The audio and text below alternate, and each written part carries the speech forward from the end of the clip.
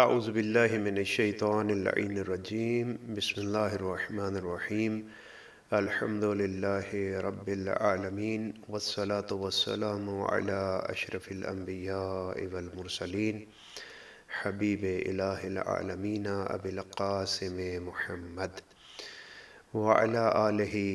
الطیبین الطاہرین المعصومین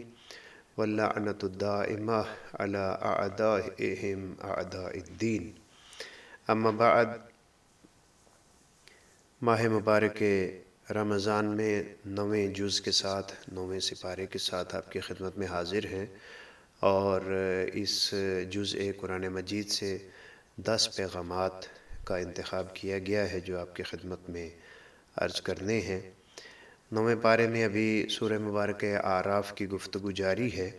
سورہ مبارک اعراف کی 99 آیت کو جب ہم دیکھتے ہیں تو وہ آیت صاحبان ایمان کے متعلق یہ ارشاد فرماتی ہے کہ مومن شخص جو ہوتا ہے وہ کسی بھی موقع پر اپنے آپ کو عذاب الہی سے مکمل طور پر محفوظ نہیں سمجھتا، یعنی یہ مومن کی نشانیوں میں سے ہے کہ ہمیشہ وہ خداوند متعال کی رحمت کی امید لگائے ہوئے ہوتا ہے، اور قرآن مجید کی اس آیت کے بقول یہ مجرم لوگ ہیں جو اپنے آپ کو عذاب الہی سے محفوظ سمجھتے ہیں۔ یہی وجہ ہے کہ آپ اس دنیا میں بھی دیکھتے ہیں کہ بہت سے لوگ ایسے جرم انجام دیتے ہیں کہ جس کا انسان بطور انسان تصور بھی نہیں کر سکتا، اور انہی لوگوں کے بارے میں ہے کہ یہ اپنی آخرت کو بھلا چکے ہوتے ہیں اور یہ خیال کرتے ہیں کہ ہم آخرت کے عذاب سے محفوظ رہیں گے۔ ارشاد ہوا افامنوا مکر اللہ فلا یأمن مکر اللہ الا القوم الخاسرون، آیا تم عذاب و انتقام خدا سے اپنے آپ کو محفوظ سمجھتے ہو؟ مکر اللہ یعنی اللہ کی تدبیر، اللہ کی طرف سے مجازات کا ہونا، اللہ کی طرف سے جواب کا طلب کیا جانا۔ کیا تم یہ سمجھتے ہو کہ تم اللہ کے عذاب سے محفوظ ہو؟ پھر فرمایا فلا یأمن مکر اللہ الا القوم الخاسرون، عذاب الہی سے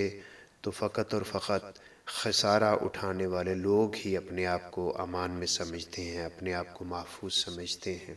تو پس یہ آیا ہمیں اس چیز کی طرف دعوت دے رہی ہے کہ ایک مومن شخص اپنی تمام تر نیکیوں کے باوجود ہمیشہ اللہ کی بارگاہ میں یہ دعا کرتا ہے کہ اے اللہ مجھے اپنے عذاب سے محفوظ رکھنا، کہیں ایسا نہ ہو مجھ سے کوئی ایسی خطا سرزد ہو جائے کہ جس کی وجہ سے میں عذاب الہی کے مشمول ہو جاؤں۔ جناب صفوان جمال یہاں پر ایک روایت نقل کرتے ہیں حضرت امام صادق علیہ السلام سے۔ راوی کہتے ہیں کہ میں نے دیکھا امام علیہ السلام دعا کر رہے ہیں، ہاتھوں کو بلند کیا ہوا ہے اور اللہ کی بارگاہ میں عرض کر رہے ہیں اللہم لا تعیسنی من روحک، اے اللہ مجھے اپنی رحمت سے محروم نہ فرمانا، ولا تقنطنی من رحمتک، اور مجھے اپنی مہر و محبت و رحمت سے نا امید نہ کرنا، ہمیشہ میں تیری محبت و رحمت و مہر کی امید لگائے رکھوں، ولا تؤمنی مکرک، اور اے اللہ مجھے اپنے مکر اور کیفر سے آسودہ خاطر نہ کرنا، ایسا نہ ہو کہ میں یہ خیال کروں کہ خداوند متعال کی کوئی بھی تدبیر مجھے اپنی جکڑ میں نہیں لے گی۔ فَإِنَّهُ لَا يَأْمُنُ مَكْرَ اللَّهِ إِلَّا الْقَوْمُ الْخَاسِرُونَ، اور پھر آپ نے فرمایا کہ اللہ کی تدبیر اور پکڑ سے اپنے آپ کو جو شخص بھی آزاد سمجھتا ہے حقیقتاً وہی نقصان اٹھانے والا ہے، وہی خسارے میں رہنے والا ہے۔ جناب صفوان جمال کہتے ہیں میں نے امام کی خدمت میں عرض کیا اے مولا آپ پر قربان جاؤں، یہ میں نے آج تک کسی اور سے دعا نہیں سنی جس انداز سے آپ اللہ سے مخاطب ہیں۔ تو امام علیہ السلام نے فرمایا اِنَّا مِنْ أَكْبَرِ الْكَبَائِرِ عِنْدَ اللَّهِ الْيَأْسَ مِنْ رَوْحِ اللَّهِ وَالْقَنُوطَ مِنْ رَحْمَةِ اللَّهِ، اللہ کے نزدیک کبائر میں سے ہے کہ انسان اللہ کی رحمت سے مایوس ہو جائے۔ ہمیں اللہ کی رحمت کی امید رکھنی ہے، اللہ سے رحمت کی ہمیشہ دعا کرنی ہے۔ وَالْأَمْنَ مِنْ مَكْرِ اللَّهِ، اور اللہ کی تدبیر سے آسودہ خاطر ہونا بھی کبائر میں سے ہے، بڑے گناہوں میں سے ہے۔ یعنی انسان اپنے آپ کو کسی ایسے مرحلے پر خیال نہ کرنے لگ جائے کہ اب خداوند متعال کی رحمت ہر صورت میں میرے اوپر نازل ہوگی اور ہر صورت میں میں خداوند متعال کی پکڑ سے محفوظ رہوں گا، بلکہ انسان کو امید اور رحمت کے اس راستے کے درمیان میں اپنی زندگی کے راستے کو طے کرنا چاہیے۔ دوسرا پیغام، ہمیں چونکہ بہت سی مربوطہ آیات ہیں ایک دوسرے کے ساتھ، ہم سورہ مبارک اعراف کی 120 سے 128 نمبر جب آیات کا مطالعہ کرتے ہیں تو یہ آیات زیادہ تر مربوط ہیں اس واقعے کی طرف جس میں حضرت موسیٰ فرعون کے دربار میں جاتے ہیں اور وہاں پر ساحر آتے ہیں، جادوگر آتے ہیں اور وہ رسیاں پھینکتے ہیں جو سانپوں میں تبدیل ہو جاتی ہیں۔ اس موقع پر آپ مستحضر ہیں کہ حضرت موسیٰ کو بھی حکم ہوتا ہے کہ وہ اپنے عصا کو پھینکیں، عصا کو پھینکتے ہیں، وہ اژدہا بنتا ہے اور وہ جادو کے سانپ جو ہوتے ہیں ان کو نگل جاتا ہے۔ جب وہ نگل جاتا ہے تو اسی وقت تمام کے تمام ساحر سجدے میں گر جاتے ہیں اور کہتے ہیں کہ ہم موسیٰ کے خدا پر ایمان لائے۔ وہ فرعون کو چھوڑ کر الہی مذہب کو اختیار کرنے کا اعلان کرتے ہیں۔ اس موقع پر فرعون اپنے ساحروں کو، اپنے ان جادوگروں کو جن کو اس نے بلایا ہوا ہوتا ہے، انہیں مخاطب کر کے کہتا ہے لَأُقَطِّعَنَّ أَيْدِيَكُمْ وَأَرْجُلَكُمْ مِنْ خِلَافٍ، میں تمہارے ہاتھوں اور پاؤں کو ایک دوسرے سے مختلف کاٹوں گا، یعنی جس کا دایاں ہاتھ کاٹوں گا اس کا بایاں پاؤں کٹواؤں گا اور جس کا بایاں ہاتھ کاٹوں گا اس کا دایاں پاؤں کٹواؤں گا۔ ثُمَّ لَأُصَلِّبَنَّكُمْ أَجْمَعِينَ، اور اس کے بعد میں تم سب کو سولی پر لٹکا دوں گا،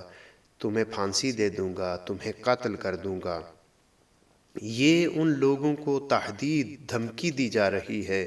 جو الہی آیات کو دیکھ کر اللہ پر ایمان لے آئے ہیں۔ یہ شکنجہ ہے، یہ عذاب کی دھمکی ہے۔ قرآن مجید اس آیت کے بارے میں کہتا ہے کہ گویا کہ یہ آیت ہمیں اس بات کا درس دے رہی ہے الہی انسانوں کو کہ شکنجے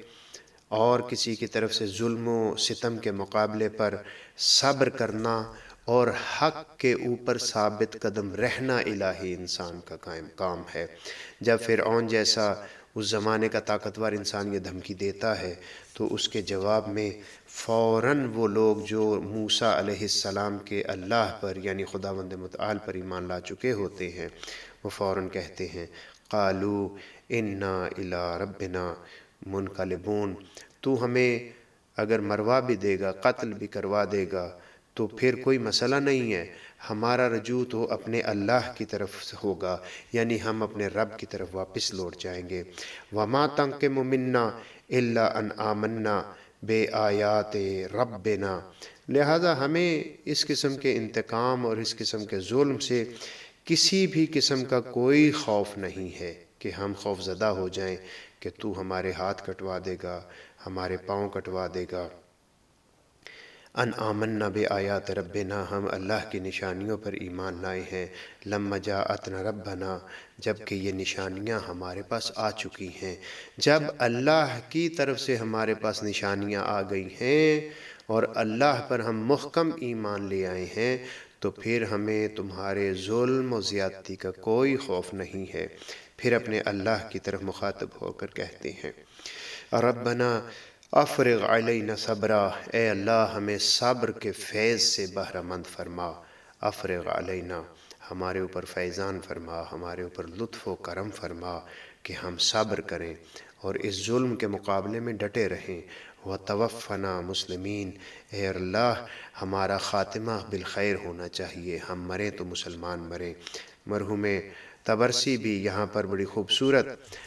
حاشیہ لگاتے ہیں، یہاں پر فرماتے ہیں وَقَانُوا أَوَّلَ النَّهَارِ كُفَّارًا، یہ جو ساحر تھے یہ جب دن شروع ہوا تو یہ کافر تھے سحرہ، وَآخِرَ النَّهَارِ شُهَدَاءً بَرَرًا، لیکن جب دن ختم ہوتا ہے تو یہ بلند مرتبہ شہداء میں لوگ شمار ہوتے ہیں۔ یعنی جس وقت یہ اللہ پر ایمان لے آئے تو صاحب ایمان وہ ہوتا ہے کہ اس پر نہ کوئی خوف ہوتا ہے نہ کوئی حزن ہوتا ہے، بلکہ وہ ان ساحروں کی طرح جو صبح کے وقت ساحر تھے اور بعد الظہر کامل الایمان لوگ تھے، ان کی طرح ثابت قدمی رکھتا ہے۔ تو پس معلوم یہ ہوا کہ الہی انسان نہ صرف حق سے روگردانی نہیں کرتا بلکہ کسی بھی ظلم و زیادتی کے مقابلے پر صبر سے کام لیتا ہے۔ تیسرا پیغام سورہ مبارکہ اعراف کی ہی 138 نمبر آیت سے ہمیں ملتا ہے کہ ہمیں کسی غلط چیز کو جو ظاہری طور پر اچھی شمار ہو رہی ہو اسے دنیا داری کے لیے اختیار نہیں کرنا چاہیے۔ ہم چشمی کرنا، یعنی اس کا مطلب یہ ہے کہ ایک چیز ظاہری طور پر ہے بری چیز، لیکن انسان دنیا داری کی خاطر اس راستے کو اختیار کرتا ہے۔ قرآن مجید نے اسے جہالت اور بت پرستی کا راستہ قرار دیا ہے۔ قوم بنی اسرائیل میں یہی مسئلہ تھا۔ جب حضرت موسیٰ اپنی قوم کو نکال کر لے جاتے ہیں اور ان کو ایک کامیاب زندگی کی طرف لے کر جاتے ہیں تو آگے وہ قوم دیکھتی ہے راستے میں کہ کچھ کافر لوگ بیٹھے ہیں جو اپنے بتوں کی پوجا کر رہے ہیں، تو وہ حضرت موسیٰ سے کہتے ہیں کہ یہ منظر تو بہت اچھا ہے، اے موسیٰ ہمیں بھی ان کے رب جیسا کوئی رب دے دے تاکہ ہم اسی طریقے سے عبادت کر سکیں۔ یہ ہم چشمی ہے، یہ تنافس ہے۔ تنافس نبی گرامی اسلام کی زبان بابرکت سے یہ لفظ ہم تک پہنچا، یعنی یہ کہ کسی کی ظاہری چیز کو دیکھ کر اس کی طرف راغب ہو جانا۔ آج ہم اپنی دنیا میں دیکھتے ہیں کہ ہم ظاہری طور پر بہت سی چیزوں سے چشم پوشی کرتے ہیں اور انہی چیزوں کو اختیار کر لیتے ہیں۔ ہم دیکھتے ہیں کہ مغرب کی زندگی میں فقط پہلے تھا، اب مشرقی زندگی میں بھی یہ چیز عود کر آئی ہے کہ ہم نے اب حجاب کے حوالے سے صرف مکنے کو حجاب سمجھ دیا ہے، جبکہ حجاب مکنے کے نیچے باقی جو بدن ہے اس کو ہم بالکل اس انداز سے استعمال کرتے ہیں اور اس کو وہی لباس پہناتے ہیں جو غیر مسلم لوگ پہنتے ہیں۔ یہ ہمارا ایک بہت بڑا المیہ ہے کہ ہم نے صرف سر کے ڈھانپنے کو حجاب سمجھ رکھا ہے۔ قرآن مجید کہتا ہے سورہ مبارکہ اعراف کی 138 نمبر آیت میں وَجَاوَزْنَا بِبَنِي إِسْرَائِيلَ الْبَحْرَ، ہم نے نجات دی اس دریا سے، دریائے نیل سے ہم نے نجات دی ان کو، بنی اسرائیل کو۔ جب وہ عبور کر گئے فَآتَوْا عَلَىٰ قَوْمٍ، تو وہ ایک قوم کے پاس سے گزرے، يَعْكُفُونَ عَلَىٰ أَصْنَامٍ، کہ جو اپنے بتوں کی پرستش کر رہے تھے، اصنام لہم، جو ان کے بت تھے ان کی پوجا کر رہے تھے۔ قالوا یا موسیٰ، وہ بنی اسرائیل حضرت موسیٰ کو پکار کر کہنے لگے اے موسیٰ اجعل لنا الہا کما لہم آلہہ، ہمیں بھی ویسے ہی خدا دے جیسے ان کے پاس خدا ہیں۔ قال، حضرت موسیٰ نے کہا انکم قوم تجہلون، تم انتہائی احمق اور جاہل لوگ ہو، انتہائی خلاف عقل کام کرتے ہو۔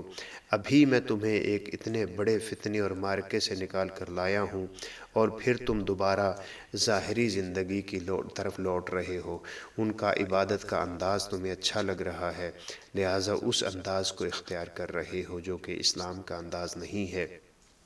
ہم اپنی رسومات میں بھی بہت سی ایسی چیزوں کو دیکھتے ہیں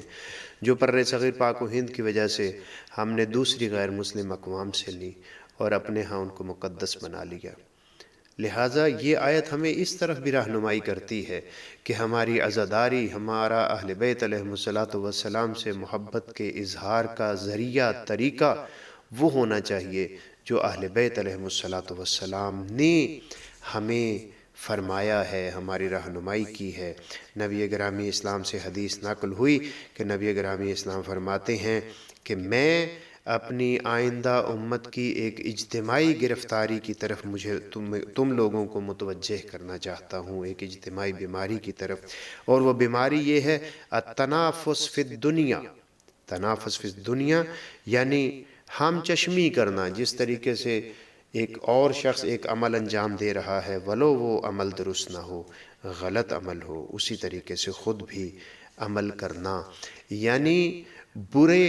کام کو ظاہری طور پر اچھا جو نظر آیا ہے اس میں مقابلے بازی کرنا، بجائے اس کے کہ اچھا کام کیا جائے۔ بلکہ برے کام میں مقابلے بازی کرنا۔ خداوند متعال سے منع فرمایا خداوند متعال نے ایسے عمل سے۔ خداوند متعال نے ہمیں سبقت لے جانے، ہمیں مقابلہ کرنے کا حکم بھی دیا۔ قرآن مجید کی سورہ مبارک حدید میں ارشاد ہوا، سابقوا الی مغفرۃ من ربکم، تم نے اگر مقابلہ کرنا ہے، سبقت کرنی ہے، تو تم اللہ کی مغفرت کی طرف سبقت کرو۔ اگر تم نے مثال کے طور پر مجلس کو بپا کرنا ہے تو تم مجلس کو بپا کرنے میں وہ خطیب بلاؤ جو تمہیں اور سننے والوں کو اللہ اور اہل بیت علیہم السلام کی طرف بلائے۔ خدا نہ کرے کہ تم کسی ایسے گمراہ شخص کو بلا لو کہ جو جب گفتگو کرنا شروع کرے تو تمہیں گمراہی کی طرف لے کر جائے، تمہارا جو ایمان اور دین ہے اس کو بھی 1 گھنٹے 2 گھنٹے کے لیے اپنی گرفت میں لے لے۔ بلکہ خداوند متعال نے ہم چشمی کی بجائے سبقت الی مغفرۃ من ربکم اس طرف دعوت دی ہے۔ اگر مقابلہ کرنا ہے تو نیکی کے کاموں میں مقابلہ کرو، جو حقیقتاً اللہ کے ہاں نیکی ہے، اس نیکی کے کاموں میں تم آپس میں مقابلہ کرو۔ اور پھر فرمایا وَجَنَّةٍ عَرْضُهَا كَعَرْضِ السَّمَاءِ وَالْأَرْضِ وَأُعِدَّتْ لِلَّذِينَ آمَنُوا بِاللَّهِ وَرُسُلِهِ ذَلِكَ فَضْلُ اللَّهِ يُؤْتِيهِ مَن يَشَاءُ وَاللَّهُ ذُو الْفَضْلِ الْعَظِيمِ۔ نیکی کے کاموں کو، مغفرت رب کے کاموں کو خداوند متعال نے جنت میں جانے کا ذریعہ قرار دیا۔ تو پس معلوم یہ ہوا کہ اللہ یہ چاہتا ہے کہ ہم ان کاموں میں ایک دوسرے کا مقابلہ کریں جو صحیح دین کی طرف ہمیں لے کر جاتی ہیں۔ اگر کسی بناوٹی دین کی طرف لے کر جا رہی ہیں تو اللہ نے اس مقابلے سے منع کیا ہے۔ کوئی بھی قوم اچھائی کا معیار نہیں ہے، بلکہ دین اچھائی کا معیار ہے۔ ہم نہیں کہہ سکتے کہ فلاں قوم کا ہر شخص اچھائی کرتا ہے، نہیں، ایسی بات نہیں ہے۔ دین اچھا ہوتا ہے اور اس پر عمل پیرا لوگ جو اس دین پر عمل پیرا ہیں وہ قابل تقلید ہوتے ہیں، وہ اس قابل ہوتے ہیں کہ ان کا ساتھ دیا جائے۔ چوتھا پیغام جو خداوند متعال نے ہمیں دیا، وہ پیغام قرآن مجید نے بڑا کھول کر بیان کیا، اور وہ پیغام یہ ہے کہ ہمیں اپنے گناہوں کے لیے توجیحات نہیں تراشنی چاہیے۔ بعض اوقات ہم دیکھتے ہیں کہ ایک شخص کو ہم نے بارش دیکھا، پھر بعد میں دیکھا تو اس کی ریش نہیں تھی۔ اس سے پوچھا کہ یہ ریش کہاں گئی، آپ کی داڑھی کہاں گئی؟ کہا جی وہ میں اصل میں گیا تھا تو حجام نے یہاں پر ایک طرف اس طرح لگا دیا غلطی سے، اور اس قسم کے بہانے بازیاں۔ قرآن مجید سختی کے ساتھ بہانے بازیوں سے منع کرتا ہے۔ قرآن مجید سورہ مبارک اعراف کی 163 نمبر آیت میں کہتا ہے کہ اللہ نے اپنے نبی موسیٰ کے ذریعے سے یہودیوں کو روک دیا کہ تم نے ہفتے والے دن مچھلی کا شکار نہیں کرنا۔ اب جب یہودیوں کو روک دیا تو یہودی آج کے زمانے میں بھی شاطر ہیں، اس زمانے میں بھی شاطر تھے۔ انہوں نے نہر کے کنارے پر گڑھے بنا لیے، اور ان گڑھوں میں جب مچھلیاں آ جاتی تھیں تو وہ گڑھوں کو بند کر دیتے تھے، اور پھر اس کے بعد ان گڑھوں میں وہ شکار کر لیتے تھے، ان مچھلیوں کو پکڑ لیتے تھے، ان کو نکال لیتے تھے۔ تو یہ جس کام سے خداوند متعال نے ان کو منع کیا ہے اس کو ایک اور انداز سے انجام دے رہے ہیں۔ جیسے ہم اپنی زندگی میں بعض اوقات دیکھتے ہیں، بہت سی جگہ پر سننے میں آتا ہے، بہت سے لوگ مجالس اہل بیت علیہم السلام بپا کرتے ہیں، لیکن یہ جانتے ہوئے بھی، یعنی یہ میں خود لوگوں کا اقرار آپ کے سامنے عرض کر رہا ہوں، یہ جانتے ہوئے بھی کہ خطیب نہ نماز پڑھتا ہے، نہ روزہ رکھتا ہے، نہ صحیح بات کرتا ہے، لیکن سٹیج کے اوپر لوگوں سے بلے بلے واہ واہ بہت زیادہ کروا لیتا ہے۔ لہٰذا ان سے جب کہا جاتا ہے کہ آپ نے ایسے بے دین شخص کو کیوں بلایا، تو وہ کہتے ہیں جی دوسروں کو سننے کے لیے لوگ نہیں آتے، لہٰذا لوگوں کو بلانے کے لیے ہم نے ان لوگوں کو بلایا۔ تو خداوند متعال کبھی بھی اس عذر کو قبول نہیں کرتا کہ آپ لوگوں کو ایک گمراہ شخص کو بلا کر اجتماع پر مجبور کریں۔ لوگ تو ذکر اہل بیت علیہم السلام کو سننا چاہتے ہیں، جن لوگوں نے آپ کے پاس آنا ہے انہوں نے آنا ہے۔ آپ اگر صحیح متدین شخص کو بلائیں گے تو یقیناً لوگ آئیں گے۔ ائمہ ہدیٰ علیہم السلام کا بھی یہی ہمیشہ فرمان رہا ہے کہ گناہ کے موقع پر اللہ کی بارگاہ میں اس کی معافی مانگنی چاہیے، نہ یہ کہ گناہ کرنے کے لیے بہانے تلاش کرنے چاہیے کہ ہم ایسے نہیں کر رہے، ایسے کر رہے ہیں۔ جیسے کل تذکرہ ہوا تھا کہ ایک انسان نعوذ باللہ ثم نعوذ باللہ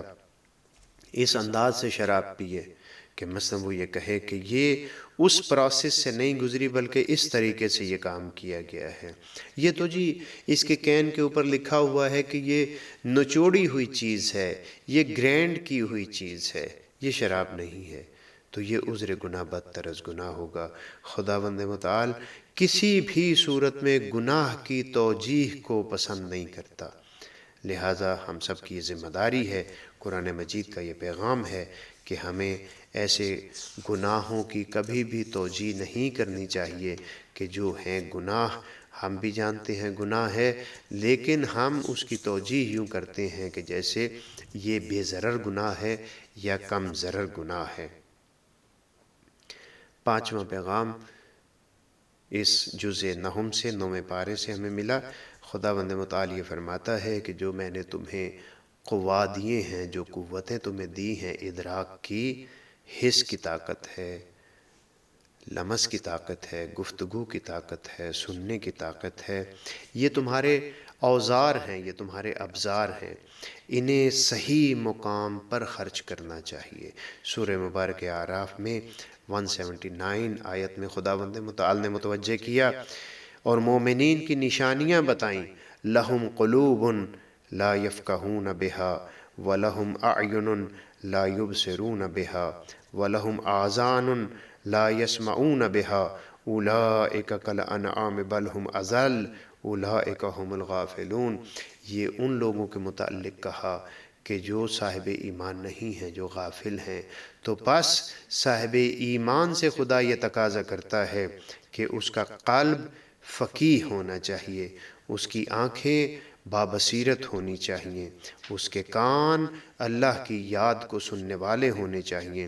اس کی زبان اللہ کی یاد کرنے والی ہونی چاہیے۔ خداوند متعال فرماتا ہے ان لوگوں کے متعلق جو گمراہی کا شکار ہیں کہ ان کے دل کبھی بھی سمجھتے نہیں ہیں، بات کو فقاہت کی طرف نہیں جاتے، ان کی آنکھوں میں بصارت نہیں ہوتی، بصیر نہیں ہوتے، بے بصیر ہوتے ہیں، ان کے کان لا یسمعون بہا، اپنے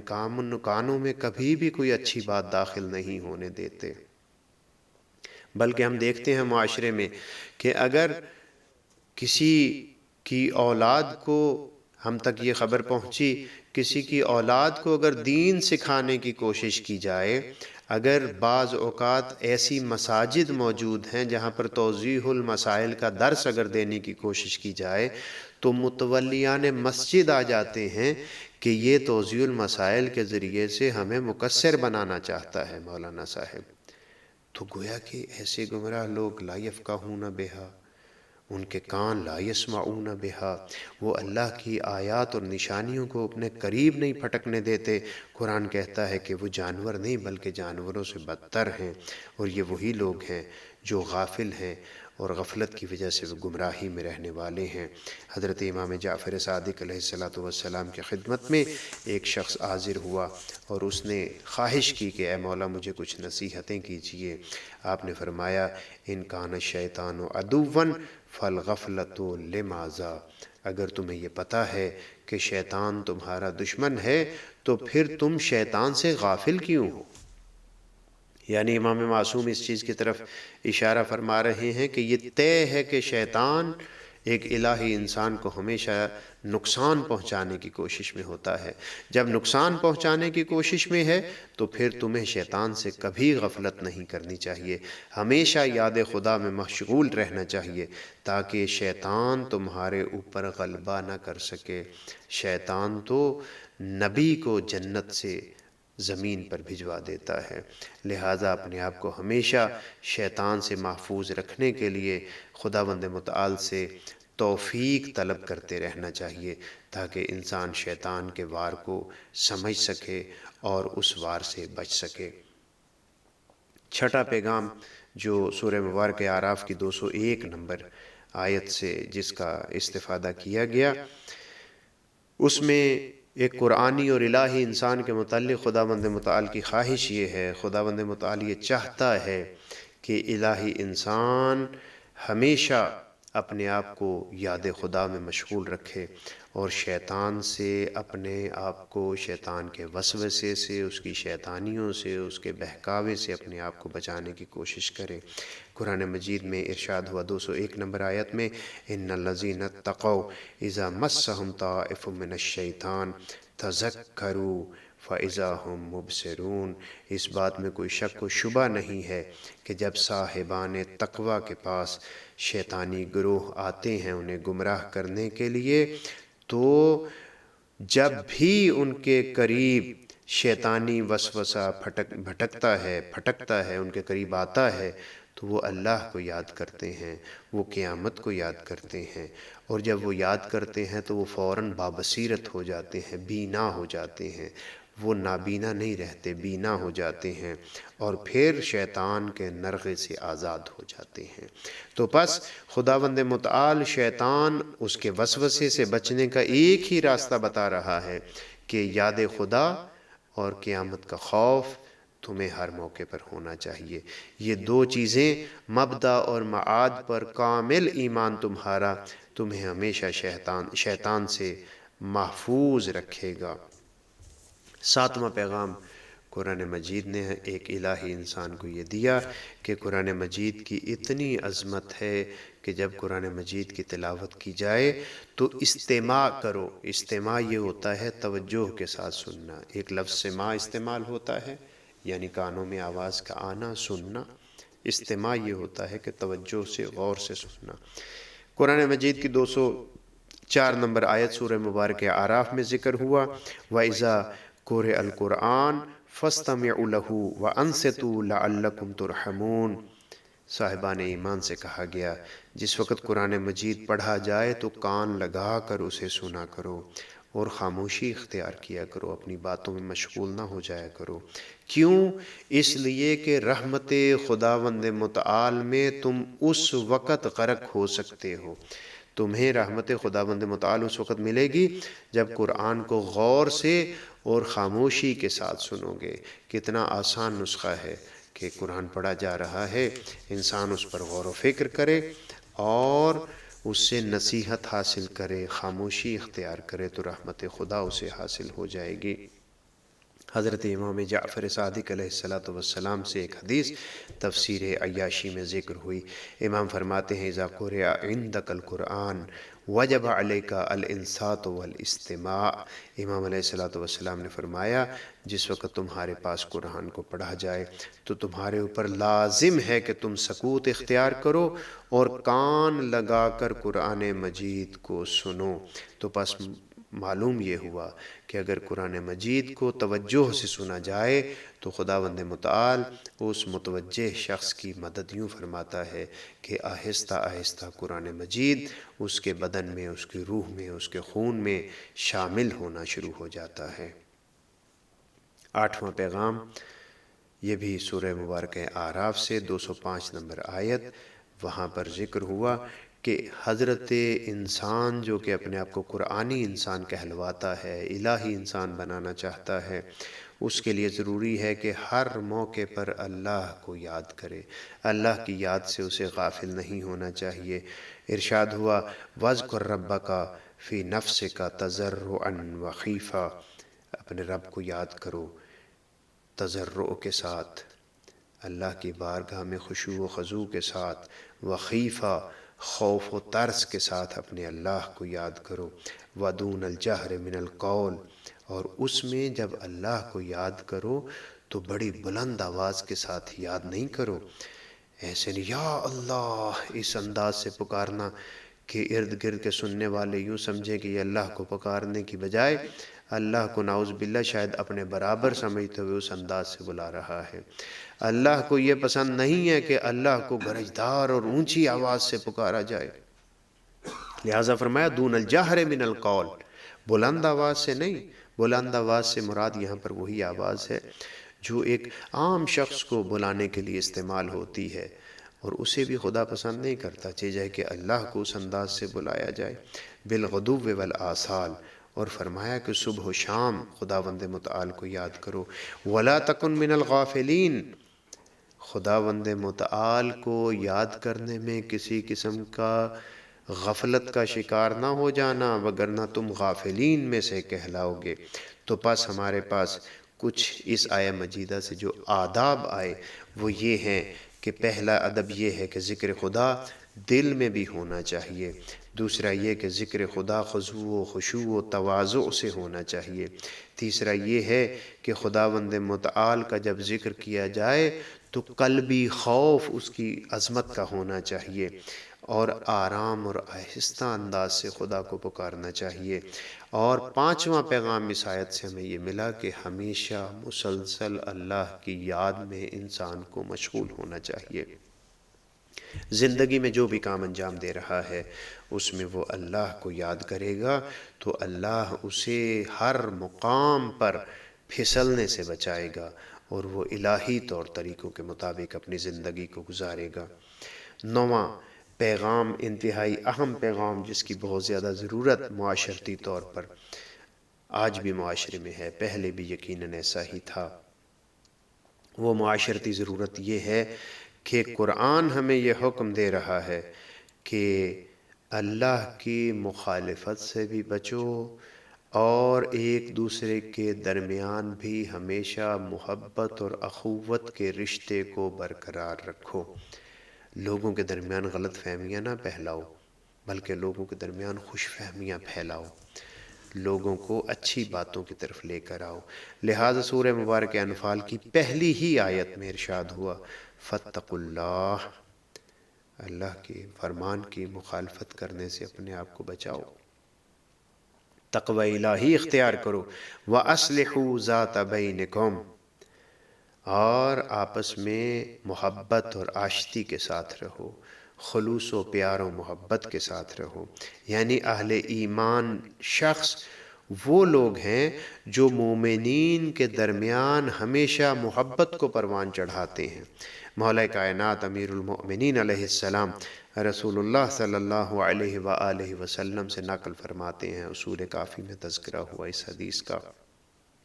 آپ فرماتے ہیں صلاح ذات البین افضل من عامت الصلاة والصیام،